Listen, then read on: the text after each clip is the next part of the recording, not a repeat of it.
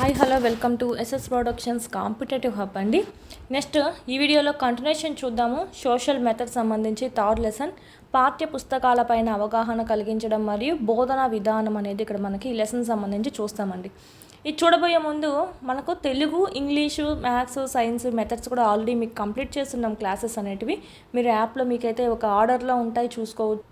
Mega kit ఏదైతే ఉందో ఇదైతే బెస్ట్ కోర్స్ అనమాట. టెట్కి కానీ డిఎస్సికి కానీ పార్ట్ టైం జాబ్ చేసే వాళ్ళకైనా ఇంట్లో ఉండి చదువుకునే వాళ్ళకైనా ఆల్రెడీ పొద్దున్న నుంచి నైట్ వరకు చదివేటువంటి డిఎస్సి అభ్యర్థులు ఎవరైనా ఉంటే కనుక అందరికీ యూస్ అయ్యే విధంగా ఒక కోర్స్ అండి. 799 రూపీస్కే మీకు ఇక్కడ చాలా బాగా క్లాసెస్ అనేవి ఉన్నాయి. క్లాస్ వైజ్, లెసన్ వైజ్ ఉంటాయి. డైరెక్ట్ టెక్స్ట్ బుక్ చూపించి చెప్పింటారు. మళ్ళీ మీరు వెళ్ళి టెక్స్ట్ బుక్ అంతా వెతుక్కొని తెచ్చుకోవడం ఇదంతా ఏ పని లేకుండా డైరెక్ట్ టెక్స్ట్ బుక్ చూపించే చెప్పింటారు. కాబట్టి నోట్స్ కూడా ఇక్కడే మీకు క్విక్ రివిజన్ నోట్స్ కూడా ఇక్కడే మీకు ఉందండి. డౌన్లోడ్ చేసుకొని జిరాక్స్ చేసుకొని చదువుకోవచ్చు. అదేవిధంగా class wise, lesson wise exams కూడా మీరు ఇక్కడ ప్రాక్టీస్ అనేది చేసుకోవచ్చు. సైకాలజీ న్యూ సిలబస్ మారింది. సో న్యూ సిలబస్ బేస్గానే మీకు ఇక్కడ ఫోల్డర్స్ అంతా మీకు న్యూ సిలబస్ ప్రకారమే పెట్టి సిలబస్ అంతా పెట్టున్నాం చూడండి. అంతే వీడియో క్లాసెస్, ఎగ్జామ్స్ కూడా మీకు ఇక్కడ ఉండడం జరిగింది పీడిఎఫ్స్ సహా. టెట్ ప్రీవియస్ పేపర్స్ అండి. డిసెంబర్లో జరిగినటువంటి టెట్కి సంబంధించి ఎగ్జామ్స్ ఉన్నాయి, ప్రాక్టీస్ చేసుకోండి. ప్లస్ పీడిఎఫ్స్ ఉన్నాయి. ఓకే, ప్రాక్టీస్ చేసుకుంటే మీకు తెలుస్తుంది ఏ విధంగా నాకు టైం మేనేజ్మెంట్ అవుతుంది, చేయగలుగుతున్నా లేదా, ఎన్ని మార్క్స్ వస్తున్నాయని తెలుస్తుందండి.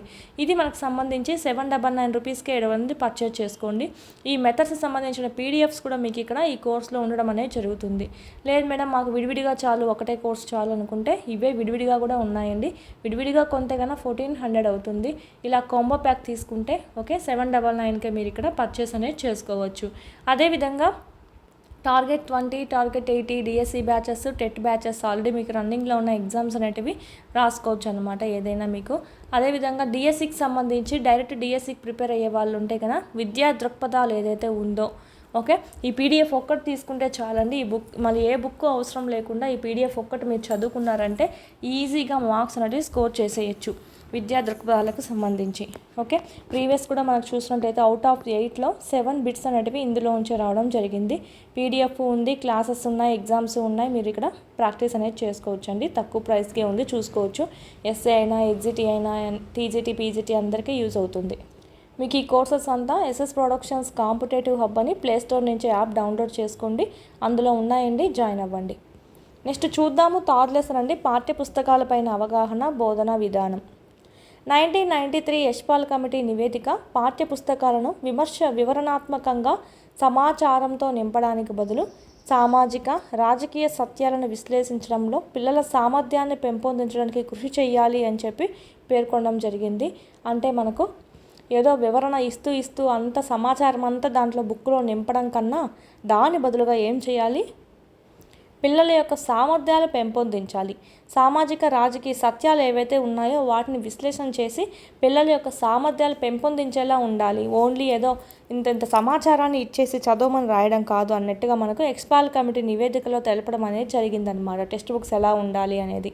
సాంప్రదాయకంగా వస్తున్నటువంటి క్లిష్టమైనటువంటి పాఠ్యాంశాల స్థానంలో సరళంగా, సులభంగా అర్థమయ్యే రీతిలో ఉండే విషయాలు అనేటివి ఉంచాలని చెప్పి యశ్పాల్ కమిటీ పేర్కొనడం జరిగింది. టెక్స్ట్ బుక్ సంబంధించి జాతీయ విద్యా ప్రణాళిక చట్టం 2005 సాంఘిక శాస్త్ర విద్యా ప్రణాళికలో తీసుకురావాల్సినటువంటి కీలక మార్పులు గురించి కూడా చర్చించిందంట. సోషల్లో ఇంకా కొన్ని మార్పులు జరగాలి. అవి ఎలా అనేది కూడా మనకి ఏమేమి మార్పులు చేయాలనేది కూడా చెప్పడం జరిగింది.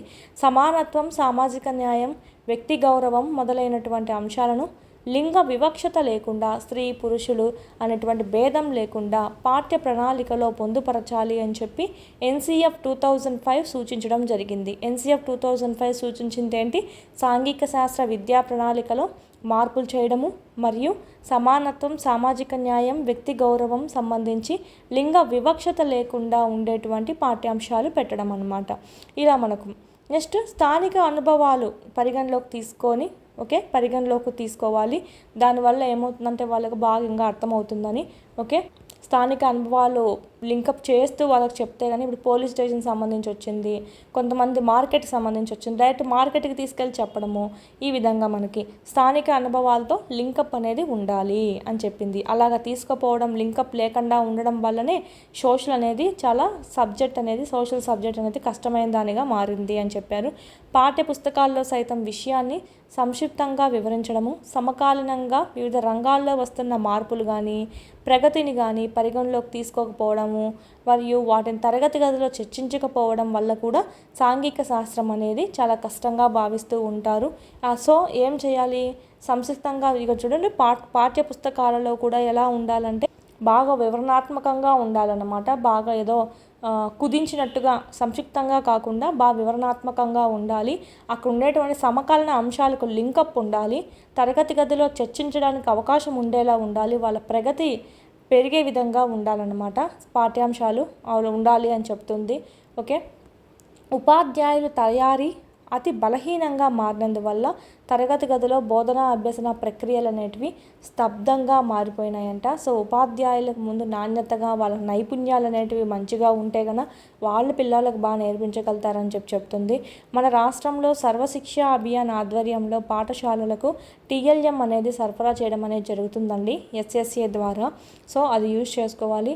మూల్యాంకనం నిరంతర సమగ్ర మూల్యాంకనంగా మార్పు చెందాలి. దీంట్లో భాగంగానే ఇప్పుడు అమలవుతూనే ఉంది సిసిఈ అనేది. మూల్యాంకనం సాంఘిక శాస్త్ర బోధనా లక్ష్యాలు సాధించేదిగా ఉండాలి. మూల్యాంకనం చేసేటప్పుడు సాంఘిక శాస్త్ర బోధనా లక్ష్యాలు ఏవైతే ఉన్నాయో వాటన్నిటినీ పరీక్షించే విధంగా ఉండాలి అని చెప్తుంది. పాఠ్య పుస్తకాల రూపకల్పన మార్గదర్శక సూత్రాలు. సోషల్ సంబంధించి పాఠ్య పుస్తక రూపకల్పనలో మార్గదర్శక సూత్రాల్లో లేనిది ఏమిటి ఉండేది ఏమిటి అని అడుగుతారండి, చూసుకోవాలి. ఇక్కడ మొత్తానికి 12 ఇచ్చారు కాబట్టి సో చూద్దాము. సమ్మిళిత విధానం అండి. ఫస్ట్ది ఏంటంటే కనుక మనకు సమ్మిళిత విధానము అంటే ఒకదానికొకటి సబ్జెక్ట్కి లింకప్ అనేది ఉండాలి. నిత్య జీవిత అనుభవాలకు లింకప్ ఉండాలి. నిత్య జీవిత అనుభవాలకు పాఠ్యాంశాలకు ఎలా ఉండాలి, లింకప్ ఉండాలన్నమాట. అప్పుడే వాళ్ళు అర్థం చేసుకోగలుగుతారు. బట్టి విధానాన్ని దూరం చేయాలండి. అర్థవంతంగా అభ్యసనానికి అనుకూలమైన వాతావరణాన్ని కల్పించాలి. ఉపాధ్యాయులు విద్యార్థుల మధ్య చర్చలు ఎక్కువ జరుగుతూ ఉంటే వాళ్ళ క్వశ్చన్స్ కానీ భయం లేకుండా వాళ్ళని అడగడము, ఆన్సర్ తెలుసుకోవడం చేస్తూ ఉంటారు.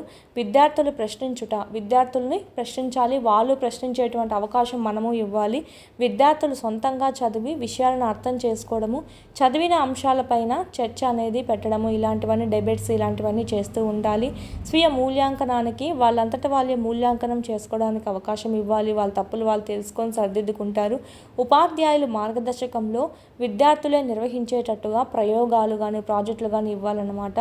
ఉపాధ్యాయుడు కేవలం మార్గదర్శకుడిగా మాత్రమే ఉండాలి, సహాయకారుడిగా మాత్రమే ఉండాలి. ఓకే, ప్రయోగాలు ప్రాజెక్ట్స్ అంతా వాళ్ళ చేయిస్తూ ఉండాలి. ఇతర సబ్జెక్టులతో లింకప్ అనేది ఉంటూ ఉండాలి. పట నైపుణ్యాలు, చిత్ర నైపుణ్యాలు పెంపొందించాలి. పటం ద్వారా విషయాన్ని అవగాహన చేసుకోవడము, ఇలాంటివన్నీ చేసుకునే విధంగా వాళ్ళకి స్కిల్ ఆ నైపుణ్యాన్ని వాళ్ళకి అందించాలి. పిల్లల్లో ఆలోచించే నైపుణ్యాలు కూడా బాగా పెంచాలి. ఆలోచించి దాన్ని సొంతంగా రాయడము, మాట్లాడడము లాంటి చేసేలాగా వాళ్ళని ప్రోత్సహించాలి. నిరంతర సమగ్ర మూల్యాంకనం చేయాలి. ఏదో బట్టి రాసిన పద్ధతినే కాకుండా అన్ని రంగాల్లోనూ సమగ్ర మూర్తిమత్వం అనేది వాడిని కొలచాలన్నమాట. అంటే ప్రాజెక్ట్ వర్క్స్లో ఎలా మింగిల్ అవుతున్నాడు, ప్రయోగాలు ఏ విధంగా చేస్తున్నారు, ఏ విధంగా రిపోర్ట్ రాస్తున్నారు, వాళ్ళ హోంవర్క్ ఏ విధంగా చేస్తున్నారు, టెక్స్ట్ బుక్ పని, ఈ విధంగా మనకు అన్ని సామర్థ్యాలు ఉన్నాయి కదా, వాటన్నిటినీ మనకి ఇక్కడ రాత పనికి సంబంధించి అన్నిటినీ మూల్యాంకనంలో భాగం చేయాలన్నమాట. CCE continuous comprehensive evaluation. ఇలా FA 1 4 ఉంటాయి, SA 1 2 ఉంటాయి. అన్నిట్లోనూ వాళ్ళని టెస్ట్ చేస్తూ ఉండాలన్నమాట. నిరంతరం టెస్ట్ చేస్తూ వాళ్ళకి తక్కువ ఇంప్రూవ్మెంట్ చేస్తూ ఉండాలి. భావి పౌరులుగా కాబోయే బడి పిల్లలను తాము జీవించే ప్రపంచ సామాజిక, ఆర్థిక, రాజకీయ విషయాలను అందచేయడము సాపేక్షంగా విద్యా ప్రణాళిక యొక్క భావనగా చెప్పచ్చు. భావి పౌరులుగా కాబోయే బడి పిల్లలను తాము జీవించే ప్రపంచ సామాజిక, ఆర్థిక, రాజకీయ విషయాలను వాళ్ళకి అర్థం చేసుకుని చేయాలి. నెక్స్ట్ రావాల్సింది ఈ సమాజంలోనే కదా, ఈ సమాజంలో వచ్చి జీవించాలి కదా. సో వీటి గురించి వాళ్ళకు అన్నీ ముందుగానే విషయాలు అనేటివి అందజేయడం అనేది జరుగుతుంది. అర్థశాస్త్రం, భూగోళ శాస్త్రాలను సమ్మిళితం చేసి చదవాల్సి ఉంటుంది. ఎకనామిక్స్ మరియు జియోగ్రఫీ. విద్యార్థులు ప్రశ్నించి విషయాలు అనేటివి తెలుసుకునేలా చేయాలి. ఒక పాఠం పూర్తయిన తర్వాత ఏ అంశాలలో విద్యార్థికి అవగాహన కలిగిందో సొంతంగా తెలుసుకోవడానికి వీలుగా ప్రతి పాఠం చివర స్వీయ మూల్యాంకనం ఉంటుందండి. వాటిని టెస్ట్ చేయడం ద్వారా వాళ్ళకి ఆ పాఠం అర్థమైందా లేదా అనేది తెలుస్తుంది. సమాజ ప్రగతికి, శ్రేయస్సుకు, సంక్షేమానికి సామాజిక అధ్యయనం అనేది ఎంతో తోడ్పడడం అనేది జరుగుతుందండి. సమాజ ప్రగతి బహుముఖమైనదిగా చెప్పచ్చు. ఏదో ఒకరి వల్లనే అని కాదండి, అందరి వల్ల అయితేనే అది అవుతుందన్నమాట. సాంఘిక అధ్యయనాల లక్షణాలు కొఠారి కమిషన్ చెప్పినటువంటి సిఫార్సులు చూద్దాం. ఇప్పుడు అంతా మనకి ఎలా ఉంటుందంటే పాయింట్స్ ఇచ్చారు చూడండి, అక్కడక్కడ పాయింట్స్, అవేం అవసరం లేదు. కానీ ఈ విధంగా ఉన్నటువంటి కొఠారి కమిషన్ సిఫార్సులు అంట, దీంట్లో సంబంధించినటువంటి మార్గదర్శక సూత్రాలలో లేనిది ఏమిటి, అంత ఎక్కువ అప్లికేషనే ఇస్తారు, చూసుకోవాలి. సాంఘిక అధ్యయన లక్ష్యాలు ఏమిటి, కొఠారి కమిషన్ ఇచ్చినటువంటి సిఫార్సులు చూసినట్టయితే పరిసరాల జ్ఞానాన్ని పొందడానికి విద్యార్థులకు దోహదపడాలన్నమాట. వారి పరిసరాల జ్ఞానాన్ని పొందడానికి విద్యార్థులకి బాగా దోహదపడాలి. అదే సోషల్ యొక్క లక్ష్యం. మానవ సంబంధాల గురించి అవగాహన వాళ్ళలో పెంపొందించాలి. అవసరమైన జ్ఞానాన్ని విద్యార్థులకు అందించాలి. ఇంకా సామాజిక శాస్త్రం అంటేనే సమాజంలో నివసించేటువంటి మానవుల మధ్య సంబంధించి సముదాయంలో ప్రభుత్వము జాతీయ ప్రపంచ వ్యవహారాల్లో తెలివిగా పాల్గొనడానికి అవసరమైన ముఖ్యమైన వైఖరులు కానీ విలువలు కానీ పెంపొందింప చేయాలన్నమాట. అందుకే అప్పుడప్పుడు మోక్ పార్లమెంట్లు అంట ఇలాంటివన్నీ నిర్వహించడం అనేది జరుగుతుంది. విద్యార్థుల్లో మంచి పౌరసత్వ భావన, భావోద్రేక సమైక్యత అభివృద్ధి కావడానికి దోహదపడేలా సోషల్ అనేది ఉండాలి అని చెప్పి కొఠారి కమిషన్ అనేది సిఫార్సు చేయడం అనేది జరిగింది.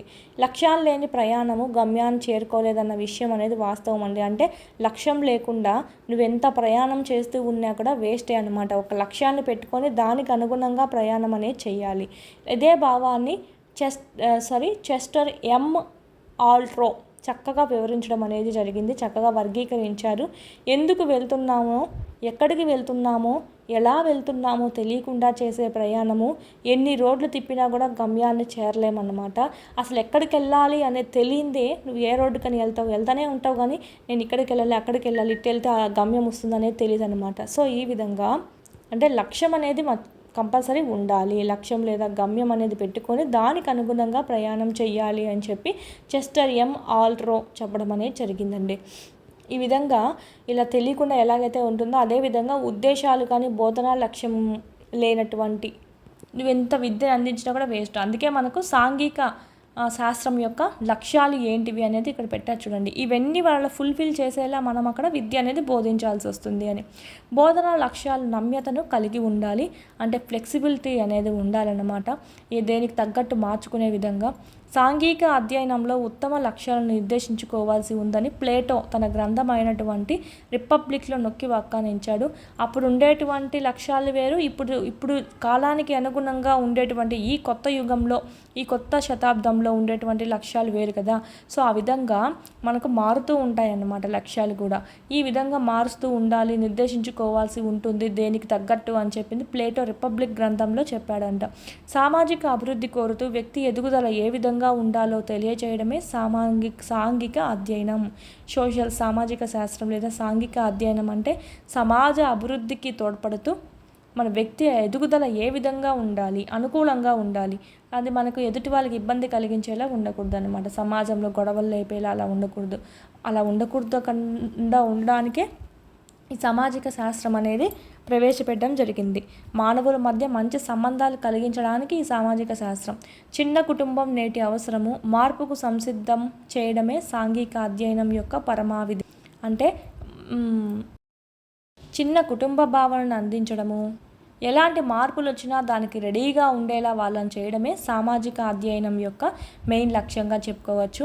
నేను నాది అనే స్థాయి నుంచి మనము మనది అనే విధంగా ఫీల్ అయ్యేలా వాళ్ళల్లో మానవ దృక్పథం అనేది పెంచడం అనమాట. మానవతా దృక్పథాన్ని పెంచడం అనమాట. ఆ పైన నేను నాది, తర్వాత మనము మనది, తర్వాత మానవ జాతి, మనమంతా ఒకటే అనేటువంటి భావనని వాళ్ళు ఎదిగేలా చేయడం అన్నమాట. సాంఘిక శాస్త్ర పాఠ్య పుస్తకాలు కేవలము సమాచారం అందించేటివే కాకుండా పిల్లల్లో జ్ఞానాన్ని నిర్మాణం చేసేదిలా కూడా ఉండాలి అని చెప్తారు.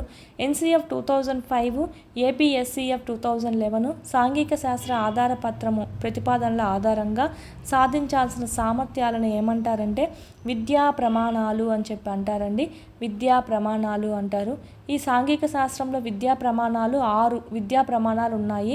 ఇది ఆల్రెడీ ప్రీవియస్ అడిగారనమాట. సింపుల్ బిట్, సాంఘిక శాస్త్రంలో ఉండేటువంటి విద్యా ప్రమాణాలు ఎన్ని? 6 అనమాట. ఆప్షన్స్లో 5 ఇచ్చారు, చాలామంది 5 పెట్టారు.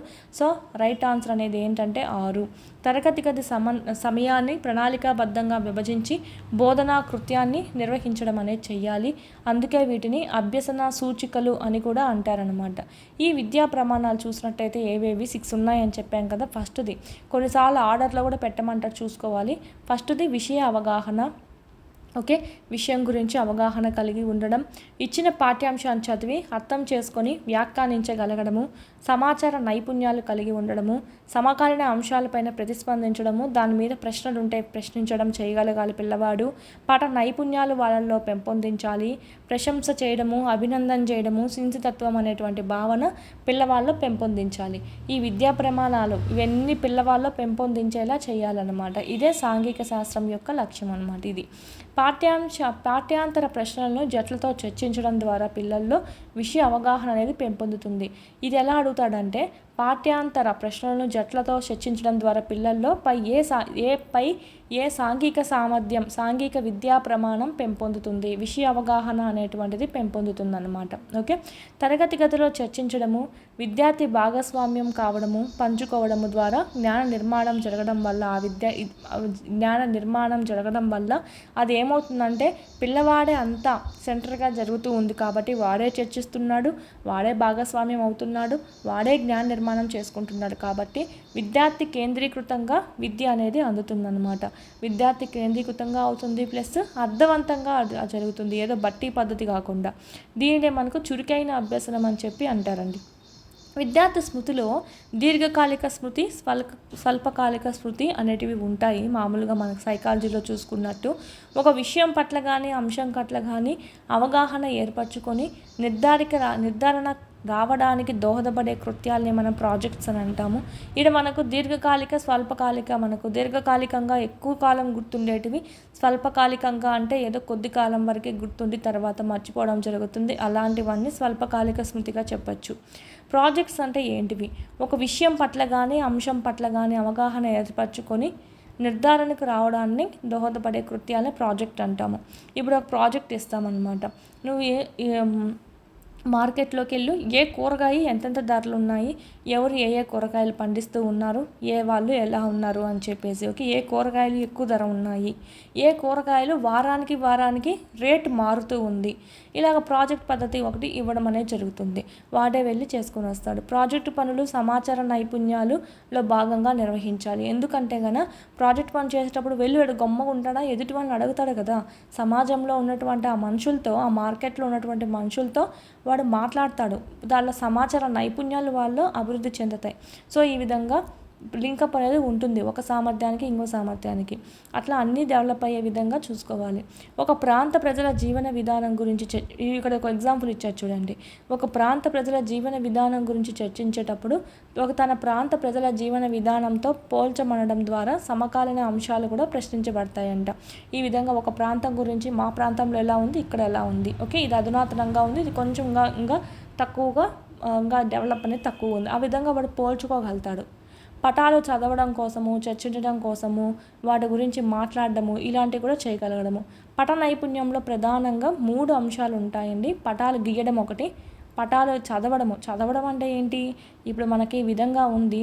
ఓకే, ఈ విధంగా అంటే ఎక్కడ ఏ ఇయర్లో హై ఉంది, ఏ ఇయర్లో లో ఉందని దీన్ని చూసి చెప్పగలుగుతున్నాం కదా. సో ఆ విధంగా పటాలు చదవడం అంటే ఒక పటాన్ని చూసి దాన్ని మనం అర్థం చేసుకొని ఎక్స్ప్లెయిన్ చేయగలం. పటాలలో వివిధ అంశాలను మనము గుర్తించడం అన్నమాట.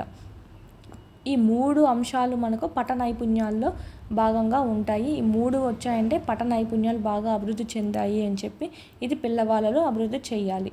పాఠ్య బోధన ద్వారా పిల్లల్లో తోటి వారితో కలిసి పనిచేయడము, ఇతరుల అభిప్రాయాలు గౌరవించడము, స్వేచ్ఛగా ప్రశ్నించడము, ఓకే అవసరమైతే వారు సాయం చేయడం వంటి లక్షణాలు, వైఖరులు వాళ్ళు అలవర్చాలన్నమాట. ఓకే, ఏమన్నా బాగా చేసినప్పుడు ప్రశంస, మనకి ఇక్కడ అలాగా చేసినామంటే ప్రశంస, అభినందన అనేటువంటి విద్యా ప్రమాణం అనేది వాళ్ళల్లో సాధించగలుగుతామన్నమాట. తోటి వారితో కలిసి పనిచేయడము, ఇతరుల అభిప్రాయాన్ని గౌరవించడం, అబ్బా నీ ఐడియా భలే ఉంది, చాలా బాగా చెప్పావు అని ఇతరులు ఐడియాని గౌరవించడం, వాళ్ళు అంటే ఎదుటి వాళ్ళు ఏం చెప్పినా కూడా వాళ్ళు దాన్ని గౌరవించేలా చేయాలన్నమాట.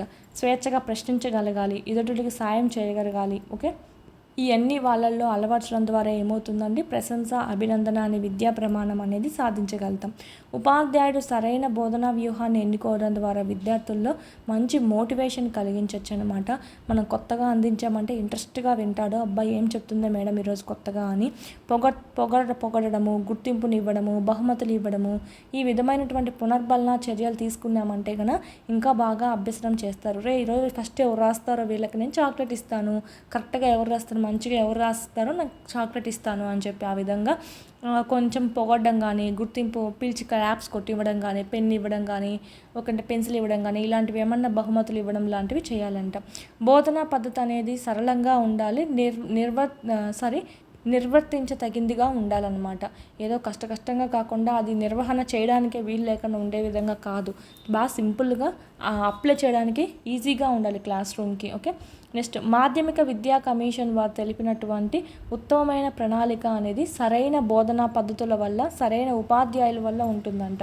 బోధనా పద్ధతి బాగుండాలి, ప్లస్ ఉపాధ్యాయులు దాన్ని చక్కగా అమలు చేయగలగాలి. ఓకేనా, ఈ రెండు లేకపోతే కనుక అది నిర్జీవాలేనంట.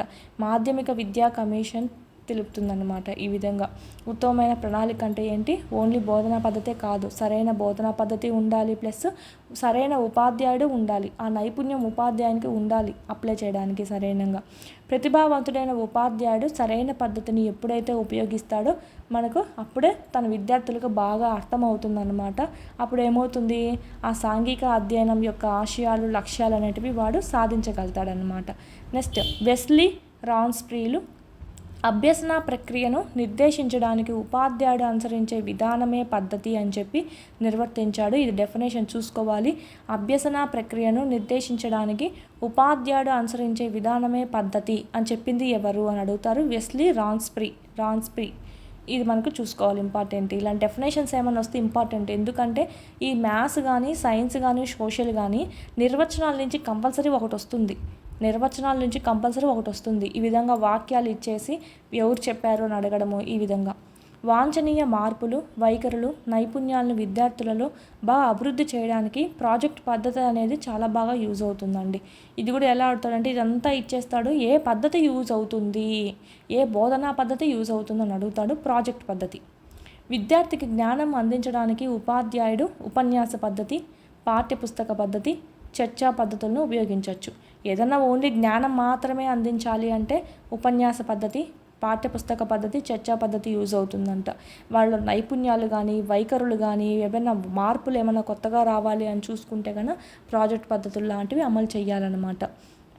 సమస్య పద్ధతి, ప్రయోగ పద్ధతి, వనరుల పద్ధతి కూడా శ్రేష్టమైన పద్ధతులుగానే చెప్పచ్చండి. ఏదో ఒక దాన్ని ఆదరించడం, నిర్వహించడాన్ని ఉపగమం అని చెప్పి అంటాం. అంటే ఒక లెసన్ చెప్పడానికి నేను ఈ విధమైనటువంటి పద్ధతి యూజ్ చేస్తున్నాను అంటాం కదా, సో దాన్ని ఏమంటామంటే ఈ పద్ధతి, ఈ స్టెప్ నేను యూజ్ చేస్తున్నాను, సో దాన్ని మనం అమలు చేయడాన్ని ఉపగమం అని చెప్పి అంటాం.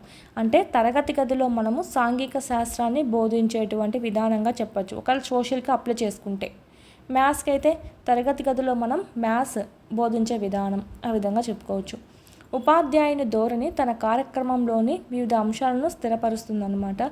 ఈ ధోరణిని ఉపగమం లేదా అప్రోచ్ అని చెప్పి అంటాం.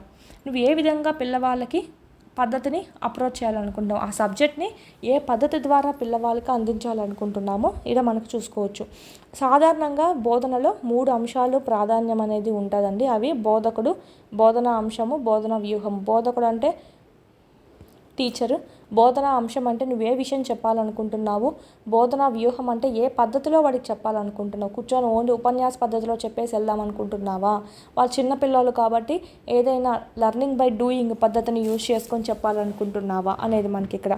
బోధన అభ్యాసకుని స్థాయిని, అభిరుచిని, పూర్వ జ్ఞానాన్ని, ఇతర అంశాలను దృష్టిలో ఉంచుకొని జరపాల్సి ఉంటుందన్నమాట. పూర్వజ్ఞానం ఏదైనా ఉంటే దాన్ని మేల్కొల్పుతూ ఇప్పుడు ప్రస్తుత పాఠాన్ని అందించాలి, వాడి స్థాయిని కూడా అందించాలి. ఏదో మనకు 3rd క్లాస్ పిల్లోడు తీసుకెళ్ళి ఏదో 6th class 7th class syllabus చెప్తే అర్థం చేసుకోలేడు. ఈ విధంగా ప్రాజెక్ట్ పద్ధతి లేదా ప్రకల్పన పద్ధతి ఎవరు ప్రతిపాదించారు అంటే మనకు ఇంపార్టెంట్, ఇది చాలాసార్లు అడిగారండి, జాన్ డూయి అండి.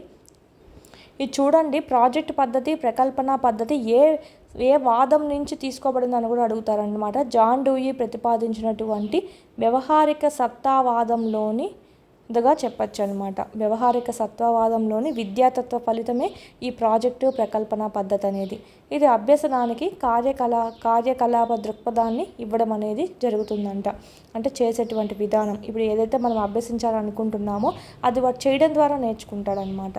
ఈ విధంగా విద్యార్థులు జీవించడానికి నేర్చుకోక జీవిస్తూ నేర్చుకోవాలి అనే సూత్రంపై ప్రాజెక్ట్ పద్ధతి అనేది ఆధారపడి ఉంటుంది. ఇది ఇంపార్టెంట్ చూసుకోవాలి. 2 పాయింట్లు అనేటివి ఇంపార్టెంట్. ప్లస్ బోధనలో ఏ 3 అంశాలు ప్రాధాన్యం ఎక్కువ అనేది కూడా అడుగుతారనమాట. ఇది చూసుకోవాలి. వాస్తవ సన్నివేశంలో ఒక కార్యాన్ని పూర్తి చేయడానికి భౌతిక మానసిక కృత్యాలను ఉపయోగించి చేసే ప్రక్రియ ప్రాజెక్టు పద్ధతి అనమాట. డాక్టర్ కిల్ ప్యాట్రిక్ ప్రాజెక్ట్ అనేటువంటి పదాన్ని ఇచ్చిన నిర్వచనం ప్రకారం ఇది సాంఘిక పరిసరాల్లో హృదయపూర్వకంగాను ఉద్దేశపూర్వకంగాను కొనసాగేటువంటి ఒక కార్యకలాపంగా చెప్పచ్చు అని చెప్పారు డాక్టర్ కిల్ ప్యాట్రిక్. ప్రాజెక్ట్ అనే పదానికి నిర్వచనం ఇచ్చాడండి. ఈ నిర్వచనం ఇచ్చేసి ఇది ఎవరు చెప్పారనేది కూడా అడుగుతారు. Kill Patrick. జేఏ స్టీఫెన్సన్ నిర్వచనం చూసినట్టయితే కనుక ప్రతి ప్రాజెక్టు సహజమైనటువంటి సన్నివేశంలో పూర్తి చేసినటువంటి సమస్యాత్మక కార్యకలాపంగా చెప్తాడనమాట స్టీవెన్సన్. ఇక్కడ మనం చూసుకున్నట్టయితే ఇక్కడ మనకు సహజ సా స్టీవెన్సన్ ఓకే సా వచ్చింది. కిల్ ప్యాట్రిక్ అండి హృదయం కిల్ అని గుర్తుపెట్టుకోండి. ఓకే, హృదయం కిల్ అయిపోయింది. ఓకే, ఇలా మనకు నిజ జీవిత సన్నివేశంలో పథకం ప్రకారం విద్యార్థి సాధించినటువంటి లక్ష్యాత్మకమైన కృత్యమే ప్రాజెక్ట్ అని నిర్వచించింది బైనింగ్ అండ్ బైనింగ్. ఈ మోస్ట్ ఇంపార్టెంట్. ఆల్రెడీ ప్రీవియస్ అడిగారు స్టీవెన్సన్, కిల్ ప్యాట్రిక్ ఆల్రెడీ అడిగారు ప్రీవియస్. చూసుకోవాలండి. ప్రాజెక్ట్ పద్ధతి నిర్వచనం ఇంపార్టెంట్ చూసుకోవాలి. నిజ జీవిత సన్నివేశంలో పథకం ప్రకారం విద్యార్థులు సాధించిన లక్ష్యాత్మకమైన కృత్యమే ప్రాజెక్ట్ అని చెప్పింది బైనింగ్ అండ్ బైనింగ్ అనమాట. నెక్స్ట్ కొత్తగా ఉండేది ఏదైతే కొత్తగా పదం ఉంటుందో రిపీట్ కాకుండా అలాంటి పదాన్ని మనకి ఈ వీటితో గుర్తుపెట్టుకోవాలన్నమాట. ఓకే, ఎందుకంటే మళ్ళీ ఇప్పుడు చాలా వరకు రిపీట్ అయిందనుకోండి కన్ఫ్యూజ్ అయిపోతాం కదా. సో అందుకు కొత్తగా ఏదైతే ఉందో ఆ నిర్వచనంలో ఆ పదాన్ని మనకి ఆ ఇచ్చినటువంటి నిర్వచనం యొక్క శాస్త్రవేత్త పేరుతో గుర్తుపెట్టుకోవాలన్నమాట. నెక్స్ట్ బిల్లార్డ్ అండి అభిప్రాయం ప్రకారము పాఠశాల వాతావరణంలోకి తీసుకొచ్చిన జీవిత అంశమే ప్రాజెక్ట్ అని చెప్పాడు. జీవిత అంశం. ఓకే, జీవిత అంశం బిల్లార్డ్. మన జీవిత అంశం ఏంటండి? మన జీవితంలో ఒక అంశంగా భావిస్తూ ఏంటి? లార్డ్ అని గుర్తుపెట్టుకోండి. లార్డ్ దేవుణ్ణి మన జీవితంలో ఒక అంశంగా భావిస్తామని చెప్పి గుర్తుపెట్టుకోవచ్చు. నెక్స్ట్ ఇది కూడా ఇంపార్టెంట్. ప్రాజెక్ట్లో సోపానాల్లో లేనిది ఏమిటి, లేదా సోపానాలు వరుస క్రమంలో పెట్టండి, ఎన్ని సోపానాలు ఉంటాయి, ఎన్ని విధాలుగానే అడుగుతారు ప్రశ్న. చూసుకోవాలి. ఇది ఆల్రెడీ మనకి ఈ చాప్టర్ వరకు ఇంపార్టెంట్ మోస్ట్. ప్రాజెక్ట్లో సోపానాలు ఫస్ట్ ఏంటంటే మనకు సన్నివేశాన్ని ఏర్పరచాలన్నమాట. సన్నివేశాన్ని ఏర్పరచాలి అంటే ఈరోజు మీకు ప్రాజెక్ట్ ఇవ్వబోతున్నాను నేను అని చెప్పి కొన్ని ప్రాజెక్ట్స్ మీరు రెడీగా పెట్టుకొని గ్రూప్స్గా క్రియేట్ చేసేసి వాళ్ళని సింగిల్గా అయినా ఇవ్వచ్చు, గ్రూప్స్గా అయినా ఇవ్వచ్చు. గ్రూప్స్గా క్రియేట్ చేసి ప్రాజెక్ట్స్ అన్నీ మీరు రెడీ చేసి పెట్టుకోవాలి. సో ఆ సన్నివేశాన్ని ఏర్పరచం ఎలా చెయ్యాలి అనేది కూడా వాళ్ళకి చెప్పేయాలన్నమాట. ఇదంతా ఫస్ట్లో వస్తుంది. సెకండ్, ఇప్పుడు ఎంపిక చేస్తామన్నమాట. ఎంపిక చేసుకోవడం, ధ్యేయాన్ని రూపొందించడం. ఇప్పుడు ఎంపిక చేస్తాం ఏ గ్రూప్ వాళ్ళకి ఏ ప్రాజెక్ట్ ఇవ్వాలి, ఏ గ్రూప్ వాళ్ళకి ఏ ప్రాజెక్ట్ ఇవ్వాలో వాళ్ళకి చెప్పి మీరు ఈవెంట్ చేయాల్సి వస్తుంది. ఇది కనుక్కోవాలి లాస్ట్కి అని చెప్పి చెప్తాం. ప్రణాళిక రచన. ఓకే, ప్రణాళికను నిర్వర్తించడం. ఇంకా ప్రణాళిక అనేది వాళ్ళు అమలు చేయడము, ప్రణాళికను ముందు ప్రణాళిక ఫస్ట్ రాసుకోవడము. ఓకే, ఏ విధంగా నేను వెళ్ళి చేయాలి అనేది. నెక్స్ట్ ప్రణాళికను నిర్వర్తించడం, వాళ్ళు వెళ్ళి అమలు చేయాలి. ముందు ప్రణాళికను రాసుకోవాలి, తర్వాత రాసిన దాన్ని అమలు చేయాలి. నెక్స్ట్ 5th వన్ దాన్ని మూల్యాంకనం చేయడం లేదా ఉపయుక్తత. వారు రిపోర్ట్ తెచ్చిన తర్వాత వాళ్ళు ఒకసారి మూల్యాంకనం చేసుకోవడము. ఇది ఇట్లా వచ్చింది ఇలా అని చెప్పి. నెక్స్ట్ లాస్ట్ వన్ నమోదు చేయడము. ఆ జరిగినటువంటి అంశాన్నంతా వచ్చినటువంటి ఫలితాన్నంతా ఒక రిపోర్టుగా తయారు చేయడము. దాంతో ప్రాజెక్ట్ పద్ధతి అనేది పూర్తవుతుందన్నమాట. ఇది మనకు సన్నివేశాన్ని ఏర్పరచడం నుంచి నమోదు చేయడం వరకు ఉంటుంది. ఆల్మోస్ట్ మనం కనుక్కోవచ్చు వాటికి ఎంత ముందు ప్లాన్ చేసుకోవడం, తర్వాత అమలు చేయడం, ఇదంతా లింకప్ ఉంది కాబట్టి సో చూసుకోవచ్చు అండి. సోపానాలు కూడా అక్కడక్కడ ఇచ్చేసి కూడా అడుగుతారు, చూసుకోవాలి. ఇక్కడ ప్రాజెక్ట్ని ఎంపిక చేసిన తర్వాత ధ్యేయాన్ని రూపొందించడం చాలా ముఖ్యం అన్నమాట. ప్రాజెక్ట్ ఈ గ్రూప్ వాళ్ళకి ఇది ఇస్తున్నాను అని చెప్పిన తర్వాత మీ లక్ష్యం ఏంటి, మీ ధ్యేయం ఏమిటి అంటే ఇది కనుక్కోరావడము. ఈ వారానికి పోయిన వారానికి కూరగాయల ధరలు, ఏ కూరగాయల ధరలు ఎక్కువగా డిఫరెన్స్ ఉంది, అలాగ మనకు చెప్పచ్చు అనమాట. ప్రణాళికను నిర్వర్తించడం అనేది ప్రణాళిక సోపానాలు అతి ముఖ్యమైనదిగా చూసుకోవచ్చు. ఇది దీర్ఘమైనటువంటి సోపానం. ఎందుకు? ప్రణాళిక రచిస్తావు కానీ దాన్ని అమలు చేయాలి కదా. అమలు చేయాలంటే చాలా టైం పడుతుంది కదా. ఒక్కొక్క ప్రాజెక్టుకి సంబంధించి ఒక్కొక్క డేస్ అనేది ఉంటుందన్నమాట. అట్లా మనకి ప్రణాళికను నిర్వర్తించడం లేదా అమలు చేయడం అనేది చాలా లాంగ్ ప్రాసెస్ అని చెప్పుకోవచ్చు అండి. ప్లస్ అతి ముఖ్యమైనది కూడా. విద్యార్థులంతా ఒక ప్రాజెక్ట్ పుస్తకాన్ని తయారు చేసుకొని దానిలో ప్రాజెక్టుకు సంబంధించినటువంటి అన్ని కార్యకలాపాలన్నీ నమోదు చేయడం జరుగుతుంది. రిపబ్లిక్ దినోత్సవాన్ని విద్యార్థుల ప్రాజెక్టుగా తీసుకోవచ్చు అన్నమాట. అట్లనే ఇది కూడా ఒక ఎగ్జాంపుల్ కిందకి ఇచ్చాడు. నెక్స్ట్ ఇక్కడ మనం చూసుకున్నట్టయితే దీనిలో ప్రాజెక్ట్ పద్ధతిలో డీమెరిట్స్ ఏంటివి అంటే కొన్ని డిసడ్వాంటేజెస్ ఏంటివంటే ఇది ఎక్కువ టైం వేస్ట్ అనేది అవుతుందన్నమాట. ఎక్కువ టైం టేకన్ అనమాట. వేస్ట్ అని కాదు, టైం టేకన్, కాలయాపనతో కూడుకుందనమాట. ఉపాధ్యాయునికి శ్రమ అనేది ఎక్కువగా ఉంటుంది. పాఠశాల కార్యక్రమాలను తారుమారు చేస్తుందన్నమాట. డైలీ టైం టేబుల్ కొంచెం కుంటుపడవచ్చు. విద్యార్థులందరూ సమాన అభ్యసనం చేయడం అనేది కష్టంగా ఉంటుంది. కొంతమంది బాగా సమాచార నైపుణ్యాలు ఉంటాయి, కొంతమంది అంత బాగా చేయలేరు అనమాట.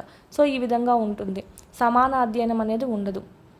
నెక్స్ట్ ఇది మనకు డిసడ్వాంటేజెస్. నెక్స్ట్ మనకి ఇక్కడ సమస్యా పద్ధతి గురించి ఇచ్చారు. సమస్యా పద్ధతినే సమస్య పరిష్కార పద్ధతి, ప్రాబ్లమ్ సాల్వింగ్ మెథడ్ అని కూడా అంటారనమాట. సివి గుడ్ నిర్వచించినట్లు సమస్యా పద్ధతి పరిష్కారాన్ని అభ్యర్థించే సన్నివేశాలను సవాళ్ళ వలె సృజించి దాని ఫలితంగా అభ్యసనాన్ని ప్రేరేపించే బోధనా పద్ధతి. సమస్యా పద్ధతి అంటే ఏంటండి? పరిష్కారానికి ఏవైతే మనకు వీలుగా ఉంటుందో అవన్నీ మన సన్నివేశాలు గమనించి ఏదైతే మనకు పరిష్కారం ఇస్తుందో, సరైన పరిష్కారం ఇస్తుందో ఆ సమస్యకు, దాన్ని మనం ఎన్నుకొని అమలు చేయడం అనేది జరుగుతుందన్నమాట. సో అదే మనకి సమస్యా పద్ధతి అని చెప్తాడు సివి గుడ్. ఇది ఒక ప్రత్యేక పద్ధతి ద్వారా అనేక చిన్న చిన్న సమస్యలను పరిష్కరిస్తూ చివరిగా ఒక పెద్ద సమస్యను పరిష్కరిస్తూ పోతారనమాట. ఈ సమస్య ఎందుకు వచ్చింది మెయిన్ దీనివల్ల, ఓకే ఇది ఎందుకు వచ్చింది దానివల్ల. సో మెయిన్ దాన్ని క్లియర్ చేస్తే మనకు అట్లా ఒక్కొక్క సమస్యను క్లియర్ చేసుకుంటూ వెళ్తే ఆ మెయిన్ సమస్య అనేది క్లియర్ అవుతుంది అనేది మనకి ఇక్కడ ఈ విధంగా సమస్య పరిష్కార పద్ధతి అనేది ఉంటుందంట. సమస్య పరిష్కార పద్ధతిలో బోధన సోపానాలు చూడండి ఎలా ఉన్నాయో. దీంట్లో 4 ఉన్నాయి. ప్రాజెక్ట్ పద్ధతి అయితే 6 అనమాట. ఇది కూడా అడిగారు, ప్రాజెక్ట్ పద్ధతిలో ఎన్ని సోపానాలు ఉన్నాయి, ఇంకోసారి అయితే కనుక వరుసగా పెట్టండి అని కూడా అడిగారు. సమస్య పరిష్కార బోధన సోపానాలు ఎన్ని? 4. అవి ఏవేవి, లేదంటే సోపానాలు లేనిది ఏమిటి అని ఇస్తాడు. ఓకే, సమస్యని ఫస్ట్ గుర్తించాలండి, దాన్ని నిర్వచించాలన్నమాట. ఆ సమస్య ఏమిటి, ఆ సమస్య గురించి తెలుసుకోవాలి, దాని డెఫినేషన్ తెలుసుకోవాలి.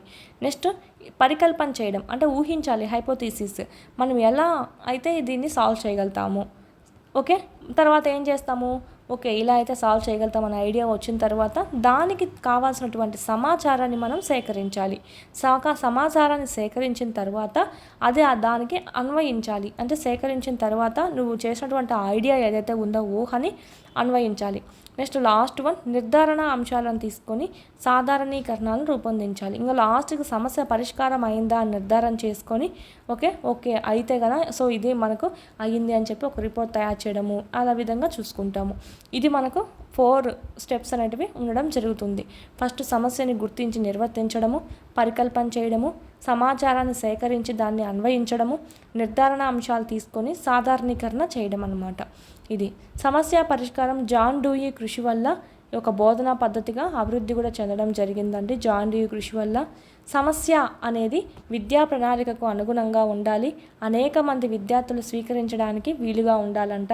ఓకే, విద్యా ప్రణాళిక కరికులంలో భాగంగానే ఉండాలి, దానికి అనుగుణంగా ఉండాలి, కానీ ఏదో బయటది కాకుండా అన్నట్టు విద్యార్థుల స్థాయికి తగ్గట్టుగా ఉండాలి. వాళ్ళ స్థాయిని మించిస్తే అది ఎట్ట పరిష్కరించగలుగుతారు, చేయలేరు కదా. విద్యార్థులు నిర్దిష్టమైన స్పష్టమైన భాషలో తమ సమస్యను స్వీకరించేలా ఉండాలి. పరికల్పన చేయడం అనే సోపానంలో సమస్యను బాగా విశ్లేషించి దానిలోని వివాద అంశాలను విద్యార్థులు గుర్తించగలగాలన్నమాట. పరికల్పన చేయడంలో దీనివల్ల సమస్య వస్తుంది కాబట్టి సో ముందు దీన్ని మనము క్లియర్ చేయాలి అనేటువంటిది వాళ్ళ ఆలోచన రావాలి. పరీక్షించినటువంటి ప్రకల్పన వాదనలే మనం చేయాల్సినటువంటి నిర్ధారణలు, వీటి నుంచే సాధారణీకరణాలను రూపొందించడం అనేది జరుగుతుందంట. ఇది మనకు స్టెప్స్ వైజ్గా ఇవ్వడం అనేది జరిగిందండి. సమస్యను గుర్తించడం, నిర్వర్తించడం, పరికల్పన చేయడం, సమాచారాన్ని సేకరించడం, అన్వయించడం, తర్వాత ఒక నిర్ధారణకు రావడం, సమస్య పరిష్కారం అయిందా లేదా అని అయ్యింటే కనుక దాన్ని సాధారణీకరణగా చేయడం జరుగుతుందన్నమాట. నెక్స్ట్ సమస్య పరిష్కారంలో 4 దృక్పథాలను అనుసరించవచ్చు. అది ఆగమనాత్మక దృక్పథం, నిగమనాత్మక దృక్పథం, విశ్లేషణాత్మక దృక్పథం, సంశ్లేషణాత్మక దృక్పథం. ఆగమనాత్మక దృక్పథంలో ఏముంటుంది? విద్యార్థులు ప్రత్యక్ష ఉదాహరణలను తీసుకొని కొన్ని ప్రత్యేక విషయాలను పరిశీలించి సూత్రాలు కానీ సాధారణీకరణాలు కానీ సాధారణ నిర్ణయాలు కానీ చేస్తారంట. ఆగమన పద్ధతి, నిగమన పద్ధతి అదేనండి ఇక్కడ ఉండేది. ఆగమన పద్ధతి ఏంటి? కొన్ని ఎగ్జాంపుల్స్ తీసుకుంటాము, దాని ద్వారా సూత్రాన్ని రాబడతామన్నమాట. ఇక్కడ మనకు చూసుకున్నట్టయితే పక్షులని కాదు, ఇక్కడ పిచ్చుక రెక్కలున్నాయి ఆకాశంలో ఎగరుతుంది, పావురం రెక్కలున్నాయి ఆకాశంలో ఎగరుతుంది, కాకి రెక్కలున్నాయి ఆకాశంలో ఎగరుతుంది, చిలుక రెక్కలున్నాయి ఆకాశంలో ఎగురుతుంది. అంటే రెక్కలు ఉండేటివన్నీ ఆకాశంలో ఎగురుతున్నాయి, వాటిని పక్షులు అంటాము. అంటే ఉదాహరణ బేస్ చేసుకొని ఒక విషయాన్ని మనం ఒక సూత్రాన్ని ఒకదాన్ని తేవడం అనేది జరిగింది. ఒక సాధారణీకరణ విషయాన్ని తెచ్చాం. ఓకే, ఇది ఆగమన పద్ధతి లేదా ఆగమనాత్మక దృక్పథంగా చెప్పచ్చు. ఎన్నో ఉదాహరణలు బేస్ చేసుకొని ఒక సాధారణీకరణకు రావడం. ఆగమనాత్మక దృక్పథంలో ఎత్తైన ప్రదేశాల ఎత్తుని పరీక్షించడం వల్ల ఎత్తు పెరిగే కొద్దీ ఉష్ణోగ్రత తగ్గుతుంది అని నిర్ణయించడం చేస్తాడంట. అంటే కొన్ని ప్రదేశాలు ఎత్తులను చూసుకుంటాడు. ఒక ఎత్తు ఉష్ణోగ్రత ఎంత ఉందో గమనిస్తాడు, ఇంకొక ఎత్తు మళ్ళీ ఉష్ణోగ్రత దాన్ని బట్టి వాడికి అర్థమవుతుంది ఎత్తు ఇక్కడ పెరిగే కొద్దీ ఉష్ణోగ్రత అనేది తగ్గుతూ వెళ్తుంది. అంటే ఎగ్జాంపుల్స్ బేస్ చేసుకొని ఒక వాక్యాన్ని వాడు తయారు చేశాడు అనమాట. ఒక జనరలైజేషన్ సెంటెన్స్ని తయారు చేశాడు. సిమ్లా, నైనిటాల్, డార్జిలింగ్ మొదలైన స్థలాల ఉష్ణోగ్రతలను ఎత్తులను పరిశీలించడం ద్వారా ఆగమనాత్మక దృక్పథంలో విద్యార్థులు ప్రత్యేక ఉదాహరణల ద్వారా ఒక సాధారణీకరణకి వెళ్ళమనే జరుగుతుంది ఆలోచనకి. ఇదే మనకు ఆగమన. నిగమన పూర్తిగా రివర్స్. ఎలా ఉంటుంది నిగమన? ఫస్ట్ సూత్రాన్ని బేస్ చేసుకొని ఎగ్జాంపుల్స్ అనేటివి రావడం జరుగుతుందన్నమాట. దీంట్లో ఎలా ఉంటుందంటే అభ్యాసకుడు సాధారణ స్థితి నుంచి ప్రత్యేక స్థితికి, అంటే అమూర్త అంశం నుంచి మూర్త స్థాయికి వెళ్ళమనే జరుగుతుంది. ఓకే, అంటే మనకి ఇక్కడ చూసినట్టయితే విద్యార్థులు నియమాలు బేస్ చేసుకొని, సాధారణీకరణాలు బేస్ చేసుకొని, సూత్రాలు బేస్ చేసుకొని ముందు ఏం చేస్తాడు అర్థం చేసుకొని తర్వాత ఉదాహరణ చూసుకుంటాడు. వాడు ఇక్కడ వాక్యం ఒక నియమం ప్రకారము ఓకే ఉష్ణోగ్రత పైకి ఎత్తు వెళ్ళే కొద్దీ ఉష్ణోగ్రత తగ్గుతుంది అని చెప్పి ఒక సూత్రాన్ని బేస్ చేసుకుంటాడు. దానికి ఎగ్జాంపుల్గా వాడిగా చెక్ చేస్తాడు. సో దానికి ఉదాహరణగా ఎగ్జాంపుల్ తీసుకుంటాడు. ఇక్కడ పక్షులకు సంబంధించి అయితే రెక్కలు ఉండేటివన్నీ పక్షులు అంటారు, ఆకాశంలో ఎగురుతాయి అని సూత్రం బేస్ చేసుకొని దీనికి ఎగ్జాంపుల్గా పిచ్చుకకు రెక్కలు ఉన్నాయి కాబట్టి ఆకాశంలో ఎగురుతుంది, చిలుక రెక్కలు ఉన్నాయి కాబట్టి ఆకాశంలో ఎగురుతుంది, కాకి రెక్కలు ఉన్నాయి కాబట్టి ఆకాశంలో ఎగురుతుంది. ఈ విధంగా సూత్రాన్ని లేదా నియమాన్ని ఫస్ట్ బేస్ చేసుకొని తర్వాత ఎగ్జాంపుల్స్ ఎతకడం అనేది జరుగుతుంది. ఇది నిగమనాత్మక దృక్పథము. ఇక్కడ ఎక్కువగా ఎత్తున్న ప్రదేశాలు చల్లగా ఉంటాయి అని ఫస్ట్ తెలుసుకుంటాడండి. ఆ విషయాలకే ప్రత్యేకమైన ఉదాహరణల కోసం టెస్ట్ చేయడం జరుగుతుంది. ఈ విధంగా ఈ ఆగమనాత్మక దృక్పథం అనేది ఎగ్జాంపుల్స్ బేస్ చేసుకొని వాడు సూత్రాన్ని రాబడతాడు కాబట్టి ఇది అన్వేషణ పద్ధతికి దగ్గరగా ఉంటుందన్నమాట. కాబట్టి దీన్ని విద్యా పద్ధతి అని కూడా పిలుస్తారండి. ఈ ఆగమనాత్మక దృక్పథం అనేది అన్వేషణ పద్ధతిగా చెప్పచ్చు. అంటే దాని కిందికి వస్తుందని అన్వేషణ పద్ధతి కిందికి అలా దాంట్లో ఉండే స్కిల్స్ డెవలప్ అవుతాయి. విద్యా పద్ధతి అని కూడా అనొచ్చు. నిగమనాత్మక దృక్పథం అనేది నిరూపణకు వివరణకు ఉపయోగించే పద్ధతి కాబట్టి దీనిని బోధనా పద్ధతి అంటారు. విద్యా పద్ధతి అని దేన్ని అంటారు? ఆగమనాత్మక దృక్పథాన్ని అంటారు. బోధనా పద్ధతి అని నిగమనాత్మక దృక్పథాన్ని అంటారు. ఇంపార్టెంట్ చూసుకోవాలి. మన దృక్పథం ఆగమన నిగమన దృక్పథాల మిశ్రమంగా ఉంటుందని చెప్పి ఇక్కడ మనకి ఇచ్చారు. సో ఇది మనకు ఆగమన నిగమన. మనకు తెలిసిన దాన్ని తెలియని దాంతో సంబంధం ఏర్పరిచి మనం కోరుకున్న ఫలితాలు కనుక్కోవడానికి దారితీసే చర్యలు సాధ్య అసాధ్యాలను నిరూపించడమే విశ్లేషణ పద్ధతి, విశ్లేషణ దృక్పథం. ఈ విశ్లేషణ సంశ్లేషణ రివర్స్గా ఉంటాయి. విశ్లేషణ అంటే ఏంటి? మనం తెలిసిన దాన్ని తెలియని దాంతో సంబంధం ఏర్పరుస్తామంట. అంటే సింపుల్గా చెప్పాలంటే మొత్తంగా ఉండేదాన్ని విడివిడి భాగాలుగా చేసి అర్థం చేసుకోవడం జరుగుతుందన్నమాట. ఓకే, ఈ విధంగా విశ్లేషణ పద్ధతి జరుగుతుంది. మనం తెలిసిన దాన్ని తెలియని దాంతో బాగా సంబంధపరిచి మనం కోరుకున్న ఫలితాలు తీసుకురావడం జరుగుతుందన్నమాట. మనం తెలిసిన దాని నుంచి తెలియని దానికి సాగిపోతూ ఉంటామండి. ఈ సంశ్లేషణ దృక్పథం ఎలా ఉంటుందంటే, సంశ్లేషణ అంటే మొత్తంగా చేయడము, అంటే విడివిడిగా ఉన్నటువంటి జ్ఞానాన్ని తీసుకొని మొత్తంగా చేయడం అనేది జరుగుతుంది. సంశ్లేషించడం జరుగుతుంది, బాగా కుదించడం జరుగుతుంది. విశ్లేషణ అంటే ఇక్కడ అంతా మనకు కన్ఫ్యూజన్గా ఇచ్చారు కదా కొంచెము. మనకి ఇక్కడ చూడండి, విశ్లేషణ పద్ధతి అంటే మొత్తంగా ఉంటుంది. ఫస్ట్ మొత్తంగా ఉన్నదాన్ని విశ్లేషణ చేస్తాం. మొత్తంగా ఏముందో మనకు ఫస్ట్ తెలియని విషయం అనేది ఉంటుంది. ఓకే, దాని నుంచి తెలిసిన విషయాన్ని చిన్న చిన్న భాగాలుగా, నీకేది తెలుసో ఆ తెలిసిన భాగాలుగా విడగొట్టుకుంటూ వెళ్ళి తర్వాత విషయాన్ని విశ్లేషించుకోవడం జరుగుతుందన్నమాట. అంటే ఉన్నటువంటి ఆ పెద్ద విషయాన్ని విశ్లేషణ చేస్తామన్నమాట. బాగా వివరణగా విడగొట్టి చేయడం అనేది జరుగుతుంది చిన్న చిన్న భాగాలుగా. సో ఇది అందుకే మనకు మొత్తం నుంచి భాగాలకు వెళ్తుంది అని చెప్తాము. తెలియని విషయం కదా మొత్తంగా ఉండేది, ఫస్ట్ తెలియని విషయం నుంచి తెలిసిన విషయానికి వెళ్తుందన్నమాట విశ్లేషణ పద్ధతి. ఈడేమో రివర్స్ చూడండి, ముందు ఇక్కడ చూసినట్టయితే ఇక్కడ అదే ఇచ్చేశాడు. సో ఇక్కడ మనకి ఏముండాలంటే తెలియని విషయం నుంచి తెలిసిన విషయాన్ని తీసుకెళ్తుంది విశ్లేషణ దృక్పథం అనేది. ఇది మనకు సంశ్లేషణ పద్ధతి ఎలా ఉంటుందంటే, సంశ్లేషణ పద్ధతి అంటే సంశ్లేషణ చేయడము, కుదించడము, అంతా ఒకదానికి తేవడము. ముందు విడిభాగాలుగా ఉంటుంది, విడిభాగాలుగా ఉన్నదాన్ని నువ్వు ఒక దానిగా చేసుకొని సంశ్లేషణ ఒక మొత్తానిగా తేవడం జరుగుతుంది. అంటే విడి భాగాల నుంచి మొత్తం వైపుకు కొనసాగుతుంది. అంటే తెలిసిన విషయాల నుంచి తెలియని విషయాలకు వెళ్తుందన్నమాట. ఇది ఆల్రెడీ మనకు డిఎస్సిలోను టెట్లోను అడిగారు. తెలిసిన విషయం నుంచి తెలియని విషయానికి వెళ్ళేటువంటి పద్ధతి ఏమిటి, విశ్లేషణ, సంశ్లేషణ అని వేరే ఇచ్చాడనమాట. సో ఇది ఏం చెప్తాము, తెలిసిన విషయం నుంచి తెలియని విషయానికి వెళ్ళేది సంశ్లేషణ పద్ధతిగా చెప్పచ్చు.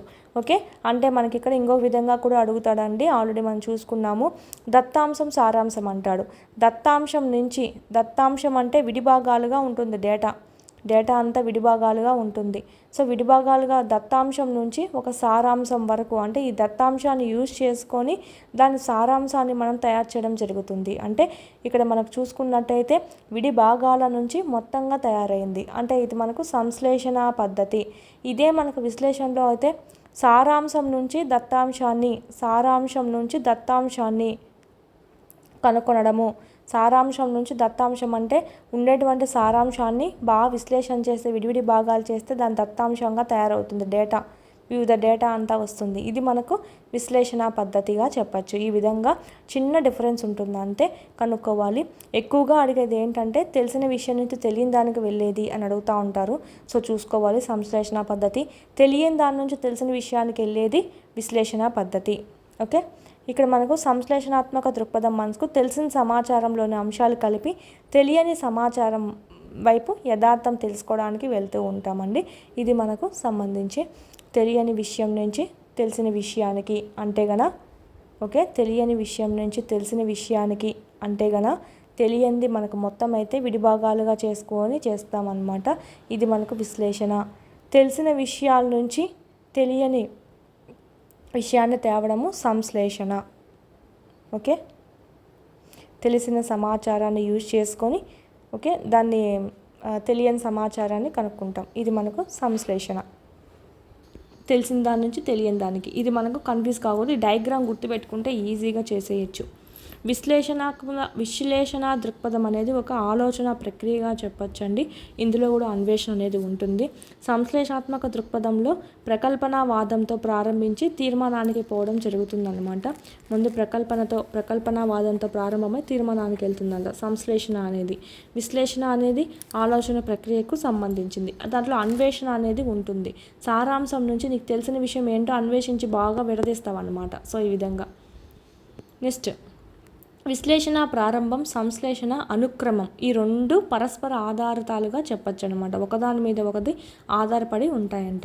సమస్య పరిష్కారం బోధనా పద్ధతి అనేది కాదండి.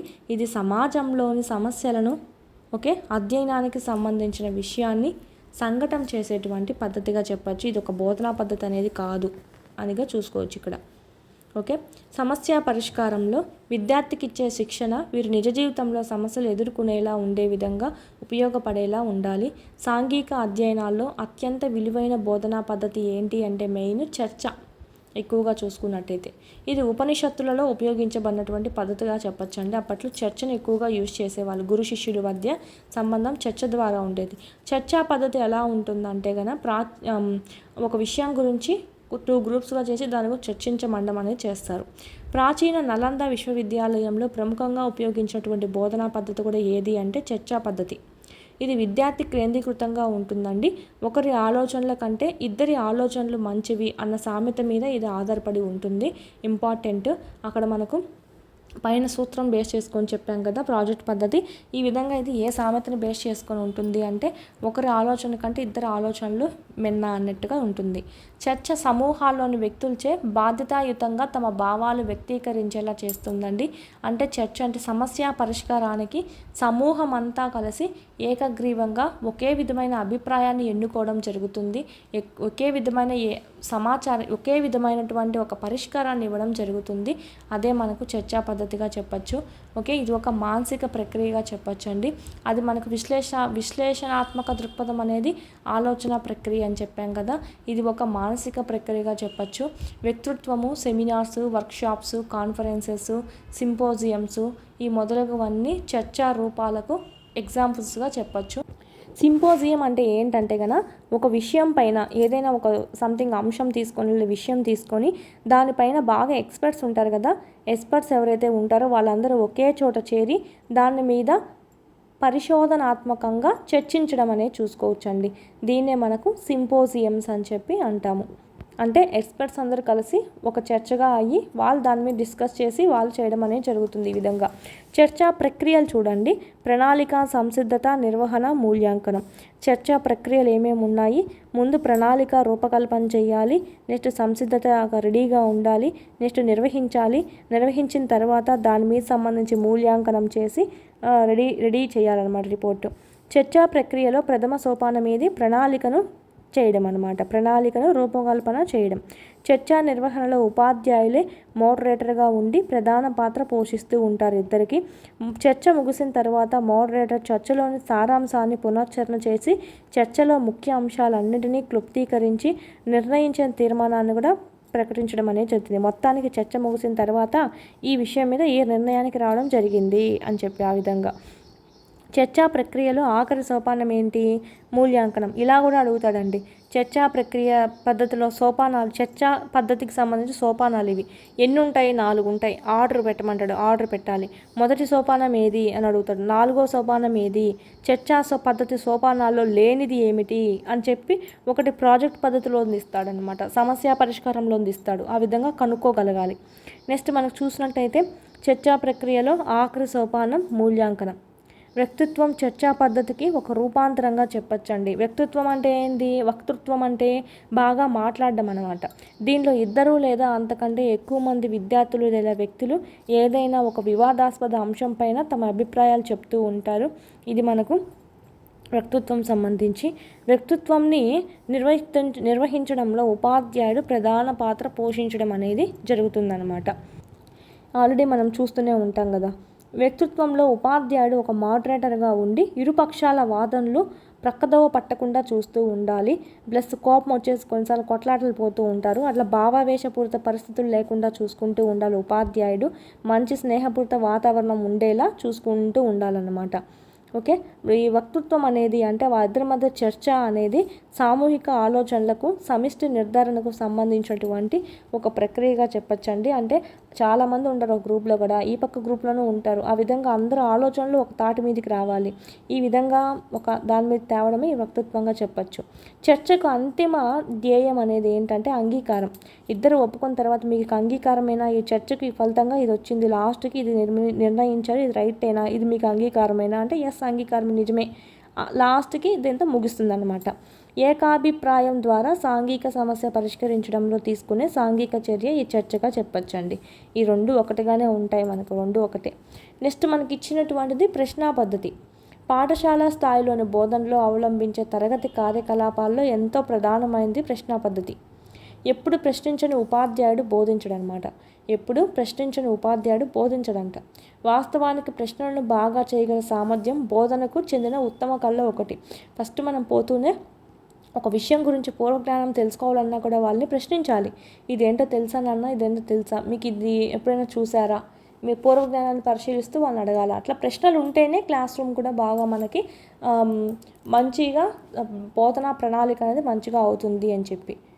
నెక్స్ట్ రుడ్వార్డ్ క్లిప్పింగ్, దీన్ని ఈ క్రింది విధంగా పేర్కొన్నాడంట. ఇంపార్టెంట్. ఇది రుడ్వార్డ్ కిప్లింగ్ ఏ విధంగా పేర్కొన్నాడో చూడండి. నేను నిజాయితీగా ఉన్న 6 మంది సేవకులను నియమించుకున్నాను. నాకు తెలిసిందంతా వారు బోధించిందే. వారి పేర్లు ఏమని, ఎందుకు, ఎప్పుడు, ఎట్లా, ఎక్కడ, ఎవరు. ఏ విషయాన్నైనా నువ్వు ఈ విధంగా ప్రశ్నించుకొని వాటి గురించి విషయాలు తెలుసుకోవాలంట. ఓకేనా. ఇది మనకు ఇచ్చింది ఎవరు డెఫినేషన్. ఈ మాట ఒకటి ఇచ్చింది ఎవరు వాక్య అంటే రుడార్డ్ కిప్లింగ్. ఇంపార్టెంట్ చూసుకోవాలి. ప్రశ్నించడం అనేది ఆలోచనలను, అభ్యాసనలను బాగా ప్రోత్సహించేటువంటి సాధనంగా చెప్పచ్చు. ఇది విద్యా కార్యకలాపాలన్నిటికీ మంచి కీలకంగా చూసుకోవచ్చండి. మంచి ప్రశ్నల యొక్క లక్షణాలు ఎలా ఉంటాయి? బాగా స్పష్టంగా ఉంటుంది ప్రశ్న అనేది, ఈజీగా ఉంటుంది ప్రశ్న. అంటే ఏదో గ్రాంధిక లాంగ్వేజ్ కాకుండా నిర్దిష్టంగా వాళ్ళు ఏదైతే విషయం అడగాలని అనుకుంటారో ఆ విషయానికి సంబంధించే ఉంటుంది ఆ ప్రశ్న. సవాలుగా ఉంటుంది, ఒక సమస్యగా ఉంటుంది, ఏదో ఈజీ క్వశ్చన్ కాకుండా ఒక సవాలుగా ఉంటుంది, వాళ్ళు ఆలోచింప చేసేదిగా ఉంటుంది. క్వశ్చన్ ఖచ్చితత్వంగా ఉంటుంది. ఇదేం సిల్లీ క్వశ్చన్ అడిగేది నువ్వు అన్నట్టుగా కాకుండా ఖచ్చితత్వంగా ఉంటుంది. యుక్తతగా ఉంటుంది. యుక్తత అంటే ఆ ప్రశ్న యొక్క అర్హత, ఆ ప్రశ్న అలాగ ప్రశ్నించడానికి అర్హత తగ్గిందేనా, లేదంటే ఆ సందర్భానికి అది తగిందేనా అనే విధంగా చూసుకుందాన్ని యుక్తత అంటామన్నమాట. అంటే విద్యార్థి స్థాయికి తగ్గట్టుగా ఉండాలి, ఆ ఏజ్కి, ఆ మెంటల్ లెవెల్కి తగ్గట్టుగా ఉండాలన్నమాట. ఇది మనకు సంబంధించి మంచి ప్రశ్నల యొక్క లక్షణాలు ఈ విధంగా ఉంటాయి. ఇలా మంచి ప్రశ్నలు ఆసక్తికరంగా, సవాలుగా, ఆలోచనలు బాగా ప్రేరేపించేలా ఉండాలా. ప్రశ్నల వర్గీకరణ చూడండి. నియత ప్రశ్నలు ఉంటాయి, సహజ ప్రశ్నలు ఉంటాయి. 2 రకాలుగా వర్గీకరించవచ్చు. పరీక్షించడానికి ఉపయోగించే ప్రశ్నలు, నియత ప్రశ్నల్లో మళ్ళా 2 రకాలు చూడండి. పరీక్షించడానికి ఉపయోగపడేటివి, బోధించడానికి లేదా పాఠ్య అభివృద్ధికి తోడ్పడేటివి అన్నమాట. పరీక్షించడానికి యూజ్ అయ్యేటివి, బోధించడానికి. ఈ పరీక్షించడానికి యూజ్ అయ్యే వాటిల్లో కూడా మనకు ప్రారంభ లేదా పరిచయ ప్రశ్నలు ఉంటాయి, లేదా పునర్విమర్శ ప్రశ్నలు. అంటే ప్రారంభించడానికి క్లాస్ రూమ్ స్టార్ట్ అయ్యేటప్పుడు మనం కొన్ని ప్రశ్నలు వేస్తాం కదా, అవి. నెక్స్ట్ లాస్ట్లో ఈ జరిగిందంతా ఈరోజు ఆ పాఠం అంతా రివిజన్ చేసుకోవాలంటే అప్పుడు ప్రశ్నలు వేస్తాం కదా, అదే అన్నమాట. సో ఇది పిల్లల్ని పరీక్షించడానికి అడుగుతాం. ఇది వాడి నాలెడ్జ్ ఎక్కడి నుంచి ఉందో తెలిస్తేనే కదా నెక్స్ట్ నుంచి మనం స్టార్ట్ చేయగలుగుతాము. అందుకే ఇది పరీక్షించడానికి ఉపయోగించే ప్రశ్నల్లో ఫస్ట్ స్టార్టింగ్లోది, ఎండింగ్లో ఎంత బాగా అర్థమైందో తెలుసుకోవడానికి కొన్ని ప్రశ్నలు వేస్తాం కాబట్టి పునర్విమర్శ సంబంధించి. తరగతి గదిలో విద్యార్థులు ఉపాధ్యాయుడు అడిగే ప్రశ్నలను నియత ప్రశ్నలు అంటారనమాట. విద్యార్థులను ఉపాధ్యాయుడు అడిగేటువంటి ప్రశ్నల్ని ఫార్మల్ క్వశ్చన్స్, నియత ప్రశ్నలు అని చెప్పి అంటాం. ప్రశ్నల రకాలు చూడండి. జ్ఞాపక శక్తికి సంబంధించిన ప్రశ్నలు అంటే గుర్తుపెట్టుకునే విధంగా ఉండేటివి. పోల్చడం లేదా తారతమ్యాన్ని చూపేటువంటిది, ఒకదాంతో ఒకటి పోలిక చూసి చెప్పేటిగా ఉండేటివి ప్రశ్నలు. అనుకూల ప్రతికూల నిర్ణయం, పాజిటివ్ నెగిటివ్ ఆలోచన ఉండేటివి. నూతన సందర్భాల్లో వినియోగించగలిగేటివి. వర్గీకరణ చేసే విధంగా ఉండే ప్రశ్నలు. కారణానికి ఫలితానికి గల సంబంధం ఉండేటివి. ఉదాహరణకు ఇచ్చేటివి. విమర్శించే ప్రశ్నలు. అనుమతి ఇచ్చేటువంటివి. చర్చించడానికి వీలుండేటువంటి ప్రశ్నలు. సారాంశంగా రాయడానికి ఉండేటి, దాని గురించి మనం కొంచెం మాట్లాడడానికి వీలుండేటివి, దాన్ని నిర్వచించడానికి వీలుండేటివి. పరిశీలనాత్మక ప్రశ్నలు అనమాట. పరిశీలన చేసి తర్వాత చెప్పాల్సినటువంటి ఆన్సర్స్ కూడా కొన్ని ఉంటాయి అలాంటివి. ప్రశ్నించడంలో సాంకేతిక విధానాలు చూసినట్టయితే ప్రశ్నలు అడిగే విధం అంటే ఏమంటే ప్రశ్నలు అడిగే విధంలో చూసుకున్నట్టయితే అంటే ప్రశ్నలు అడిగేటప్పుడు స్పష్టంగా అడగాలన్నమాట. అడగకుండా అంటే ఏదంటే అది మనకు నోరు అనేది కూడా స్పీడ్గా అడగకుండా వాడికి ఎదుటి వాళ్ళకి అర్థమయ్యే విధంగా స్పష్టంగా ఉండాలి మరియు సరళంగా ఉండాలన్నమాట. అందరికీ వినపడేలా ఏదో చిన్నగా నోట్లో కొనుక్కోకుండా అందరికీ వినపడేలా ఉండాలి. స్పీడ్ కూడా ఎక్కువగా ఉండకూడదు, గందరగోళంగా ఉండకూడదు అన్నమాట. వాడికి మీడియంలో ఉండాలి. ఏదో స్పీడ్గా క్వశ్చన్ అడిగేయడం కాకుండా నెక్స్ట్ ఆలోచించడానికి తగిన సమయం ఇవ్వాలి. సో ఈ విధంగా దీన్నే మనం ప్రశ్నలు అడిగే విధము అని చెప్పి చెప్తాము. సంబోధన పద్ధతి అనమాట. మెథడ్ ఆఫ్ అడ్రస్సింగ్, ఇదైతే method of asking, method of addressing సంబోధన పద్ధతి. అంటే ప్రశ్నలు మొదట తరగతి మొత్తానికి వేయాలన్నమాట. అంటే తరగతి మొత్తానికి ఒక ప్రశ్న వేయాలి. ఆ తర్వాత విద్యార్థి పేరును పిలిచడం అనేది జరగాలి. ముందుగానే పేరు పిలిస్తే మిగతా వారు శ్రద్ధగా పెట్టరు అనమాట. ముందుగానే ఒకరిని లేపి పిలిస్తే చెప్పెట్టరు. సో ముందు ప్రశ్న అందరికీ వేసి ఇది ఎవరు చెప్తారు అని అడగాలన్నమాట. సో ఈ విధంగా అందరికీ సమానంగా గౌరవిస్తూ సంబోధించాలన్నమాట. ఇది మనకి సంబోధన పద్ధతి. అంటే అడ్రస్సింగ్, మెథడ్ ఆఫ్ అడ్రస్సింగ్. ప్రశ్నల పంపకం ఓకేనా. ప్రశ్నలు తరగతి గది అంతటా మనకు ఒకే ప్రశ్న ఇవ్వడం అనేది జరుగుతుంది. కేవలం ముందర బెంచి పిల్లల్ని అడగడము, వెనక మధ్యలో వాళ్ళని అలా చేయకూడదు. ముందర ఎవరైతే ఉన్నారో వాళ్ళని పొద్దుస్తమానం లేపడం అలా చేయకూడదు అనమాట. ప్రశ్నలు పంపకం కూడా ఎలా ఉండాలి, డిస్ట్రిబ్యూషన్ ఆఫ్ క్వశ్చన్స్ కూడా అందరి పిల్లల్ని, తెలివైన వాళ్ళని, సగటు వాళ్ళని, వెనుకబడిన పిల్లల్ని అందరినీ అడగాలన్నమాట. తద్వారా ఏమవుతుంది, వెనుకబడిన పిల్లవాళ్ళు ఈ తెలివైన పిల్లవాళ్ళు చెప్పిన దాన్ని కూడా ఆలోచిస్తారు. ఓహో, ఈ విధంగా కూడా దీనికి ఆన్సర్ చేసి ఉండొచ్చు కదా, నాకు రాలేదు ఐడియా అని ఆ విధంగా. నెక్స్ట్ దీనివల్ల అందరిలో శ్రద్ధ అనేది పెరుగుతుందన్నమాట. ప్రశ్నలు అడిగేటువంటి వేగం అండి, స్పీడ్ ఆఫ్ క్వశ్చనింగ్. ప్రశ్నలు మరీ వేగంగా అడగకూడదు అనమాట, మరీ నిదానంగా కూడా ఉండకూడదు.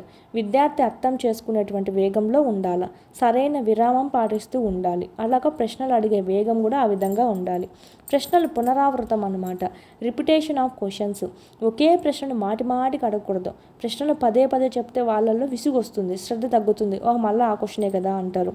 విద్యార్థులు మొదటిసారే బాగా శ్రద్ధగా వింటారు. అవసరమైతే తప్ప మళ్ళీ నువ్వు రిపీట్ అనేది చేయకూడదు. ఒక 2-3 సార్లు చేయాలి, కానీ మళ్ళా పొద్దుస్తమానం అదే రిపీట్ చేస్తూ ఉండకూడదు క్వశ్చన్ని. విద్యార్థులు సమాధానాలతో వ్యవహరణ, డీలింగ్ విత్ ఆన్సర్స్.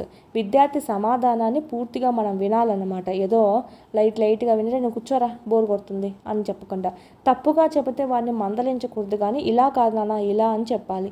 సరైన జవాబు వైపు హింట్స్ ఇవ్వాలి. ఒకవేళ చెప్పలేకపోతే కనుక సరైన జవాబు చెప్పడానికి వాడికి మార్గదర్శకం చూపించాలి, కొన్ని హింట్స్ అనేటివి ఇవ్వాలి. మంచి సమాధానాన్ని చెప్తే కనుక అభినందించాలన్నమాట. భలే చెప్పాట్రా, వెరీ గుడ్, అందరు క్లాప్స్ కొట్టండి అని ఆ విధంగా చేయాలన్నమాట మంచి సమాధానం చెప్తే ఎవరైనా. ఓకే, ఈ విధంగా ప్రశ్నించడంలో ఇవన్నీ పాటించాలి. విద్యార్థుల జవాబులను 5 రకాలుగా వర్గీకరించవచ్చు అన్నమాట. అది ఏంటంటే, మొత్తం సమాధానం సరైందని చెప్పి, లేదంటే చెప్పిన దాంట్లో మొత్తం కరెక్ట్గా చెప్పావండము, లేదంటే మొత్తం సమాధానం తప్పు చెప్తే నాన్న మొత్తం రాంగ్ నాన్న అని చెప్పడము. కొంతవరకు రైట్గా చెప్తారు, కొంతమంది కొంతవరకు తప్పుగా ఉంటుంది ఆన్సర్లో, అది ఒక రకము. సరైంది అయితే అసంపూర్ణమైంది, అంటే కరెక్ట్గా చెప్పావు కానీ ఇంకా ఉంది, ఫుల్ఫిల్ చేయాల్సి ఉంటుంది అని చెప్పడము. తప్పు జవాబు అయితే ప్రజ్ఞాపూర్వకమైంది, జవాబేమో తప్పు అయితే కొంచెం అది ఇంటెలిజెంట్గా ఆలోచించి చెప్పింది అయి ఉండొచ్చు అనమాట. ఈ విధంగా జవాబులు కూడా పిల్లలు చెప్పిన దాంట్లో కూడా 5 రకాలుగా ఉంటాయంట. సో ఈ విధమైనటువంటి సమాధానాలు వింటూ ఉంటాము. నెక్స్ట్, ప్రతిస్పందన పద్ధతుల ద్వారా అభ్యసనం నేర్చుకోవడానికి ముఖ్యమైనదన్నమాట.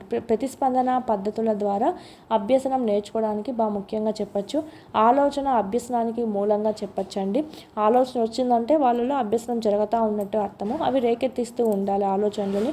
పిల్లలు నేర్చుకోవడంలో ముఖ్య పాత్రను పోషించే ప్రక్రియలు ఏంటివంటే, పిల్లలు నేర్చుకోవడంలో ఫస్ట్ వాళ్ళని ఆలోచించేలా చేయాలి. అప్పుడు వాళ్ళు దాన్ని బాగా పరిశీలిస్తా చేయడము, లేదంటే బాగా ప్రశ్నించేలా చేస్తూ ఉండాలి. విషయాల్లో వాళ్ళని భాగస్వామ్యం చేయాలండి, భాగస్వామ్యం అయ్యేలా చేయాలి వివిధ కృత్యాల్లో. అప్పుడే వాళ్ళు అభ్యసనం అనేది చేయగలుగుతారు, మంచిగా నేర్చుకుంటారు విషయాన్ని. పరస్పర ప్రతిచర్య జరుపుతూ ఉండాలి, ఒకరితో ఒకరు లింకప్ చేస్తూ ఒకరి ద్వారా ఒకరు నేర్చుకునేలా చేయాలి.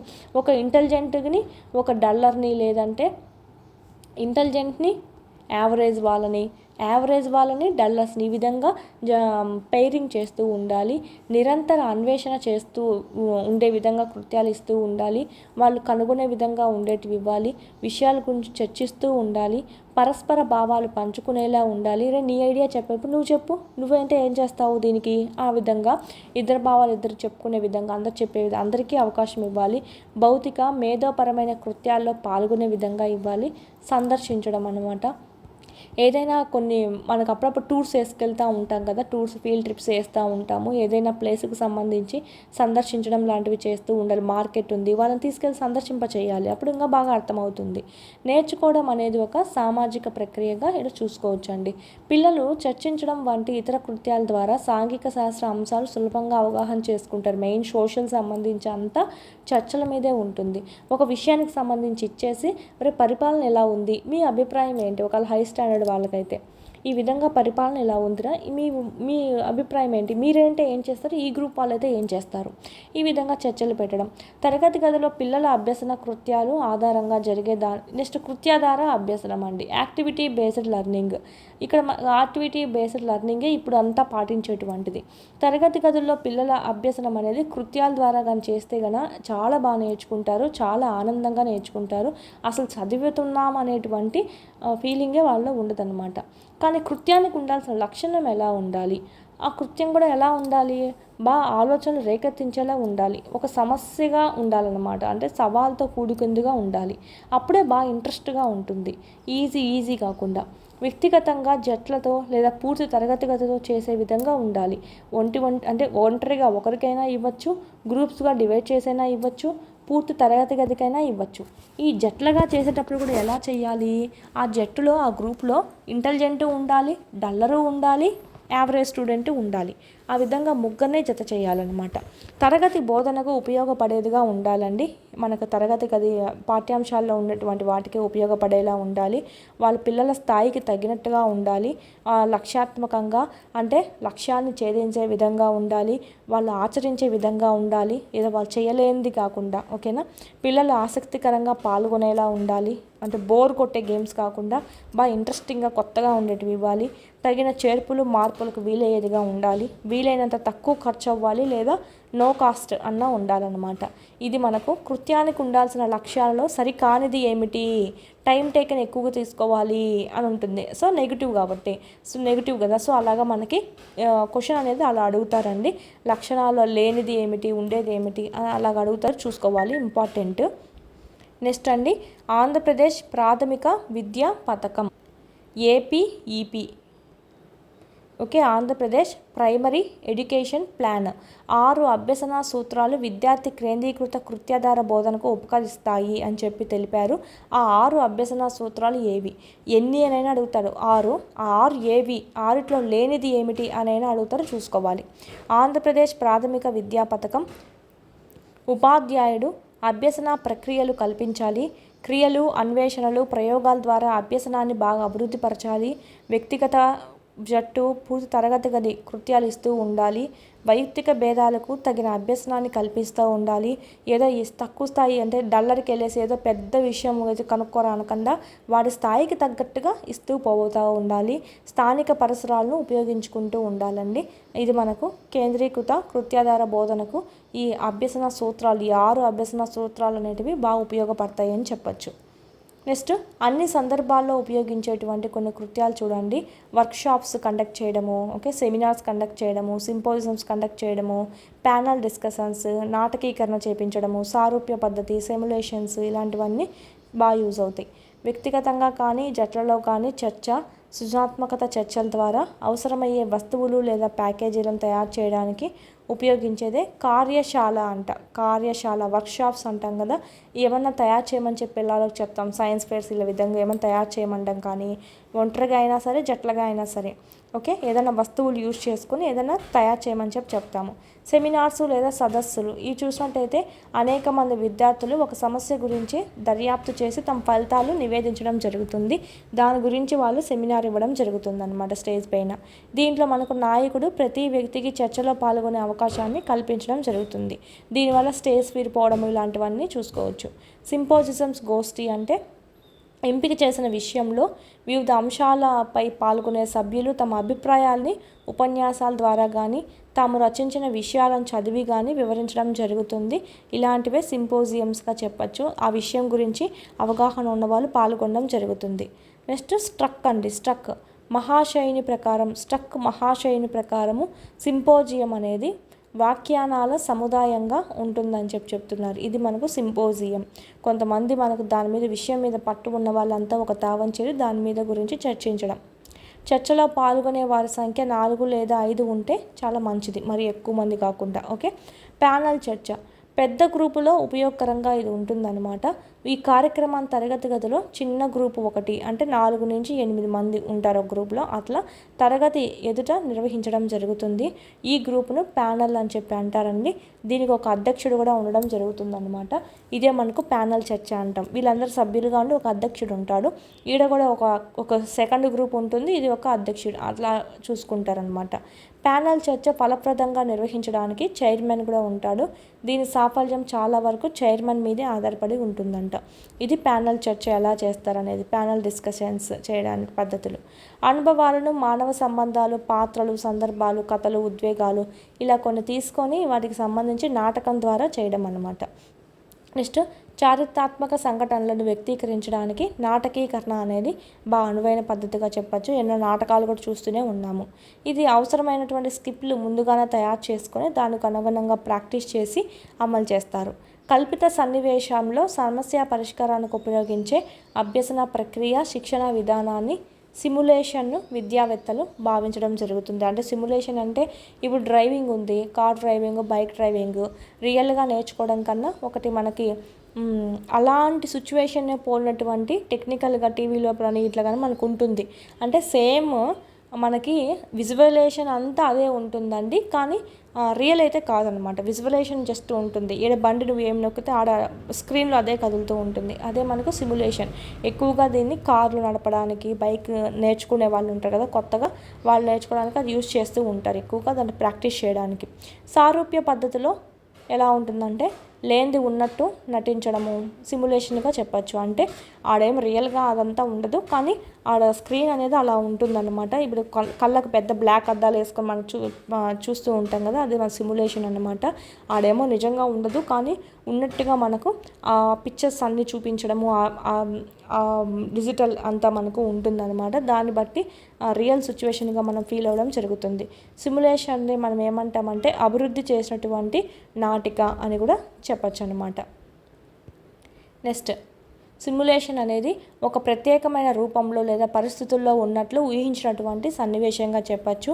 బోధింపబడని సంఘటనగా చెప్పచ్చు సిమ్యులేషన్ని.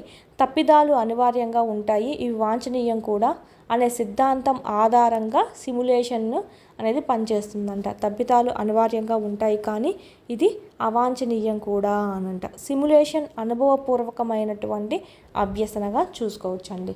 ఇది మనకు సంబంధించి దీనికి సంబంధించి ప్రశ్నలు కూడా ఇక్కడ ఇవ్వడం జరిగింది. ఇది మనకి ఇక్కడ చూసుకోవచ్చు.